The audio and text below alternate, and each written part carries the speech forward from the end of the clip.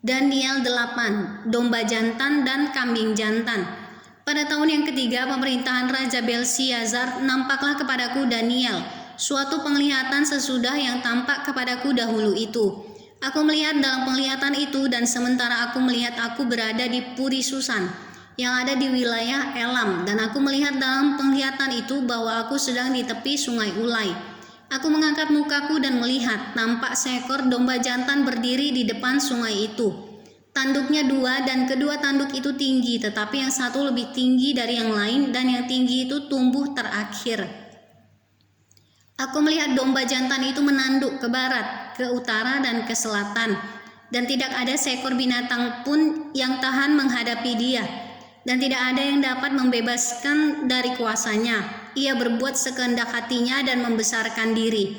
Tetapi sementara aku memperhatikannya, tampak seekor kambing jantan datang dari sebelah barat, yang melintasi seluruh bumi tanpa menginjak tanah, dan kambing jantan itu mempunyai satu tanduk yang aneh di antara kedua matanya.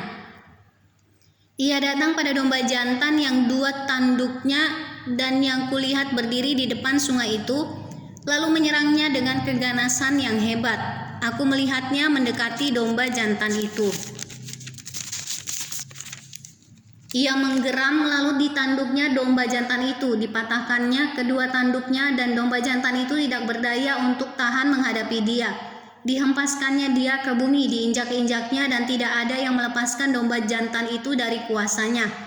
Kambing jantan itu sangat membesarkan dirinya, tetapi ketika ia sampai pada puncak kuasanya, patahlah tanduk yang besar itu, lalu pada tempatnya tumbuh 4 tanduk yang aneh, sejajar dengan keempat mata angin yang dari langit.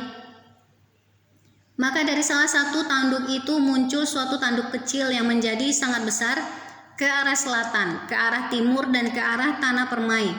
Ia menjadi besar bahkan sampai kepada bala tentara langit, dan dari bala tentara itu, dari bintang-bintang, dijatuhkannya beberapa ke bumi, dan diinjak-injaknya, bahkan terhadap panglima bala tentara itu pun ia membesarkan dirinya, dan daripadanya diambilnya korban persembahan sehari-hari, dan tempatnya yang kudus dirobohkannya. Suatu kebaktian diadakan secara fasik, menggantikan korban sehari-hari. Kebenaran dihempaskannya ke bumi, dan apapun yang dibuatnya semuanya berhasil.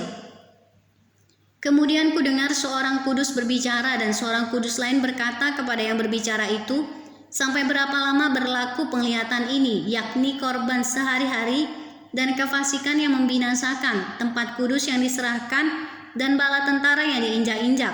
Maka ia menjawab, sampai lewat 2300 petang dan pagi, lalu tempat kudus itu akan dipulihkan dalam keadaan yang wajar. Sedang aku Daniel melihat penglihatan itu dan berusaha memahaminya, maka tampaklah seorang berdiri di depanku yang rupanya seperti seorang laki-laki. Dan aku mendengar dari tengah sungai Ulai itu suara manusia yang berseru, "Gabriel, buatlah orang ini memahami penglihatan itu." Lalu datanglah ia ke tempat aku berdiri, dan ketika ia datang, terkejutlah aku dan jatuh tertelungkup. Lalu ia berkata kepadaku, "Pahamilah anak manusia bahwa penglihatan itu mengenai akhir masa." Sementara ia berbicara dengan aku, jatuh pingsanlah aku tertelungkup ke tanah, tetapi ia menyentuh aku dan membuat aku berdiri kembali. Lalu berkatalah ia, "Aku beritahukanlah kepadamu apa yang akan terjadi pada akhir murka ini, sebab hal itu mengenai akhir zaman.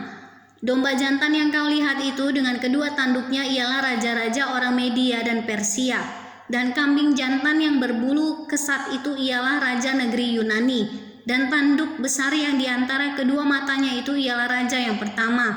Dan bahwa tanduk itu patah, dan pada tempatnya itu muncul 4 buah.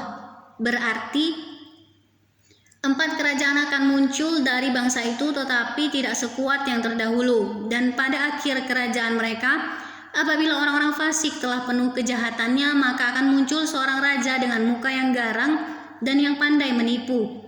Kekuatannya akan menjadi hebat, tetapi tidak sekuat yang terdahulu, dan ia akan mendatangkan kebinasaan yang mengerikan, dan apa yang dilakukannya akan berhasil.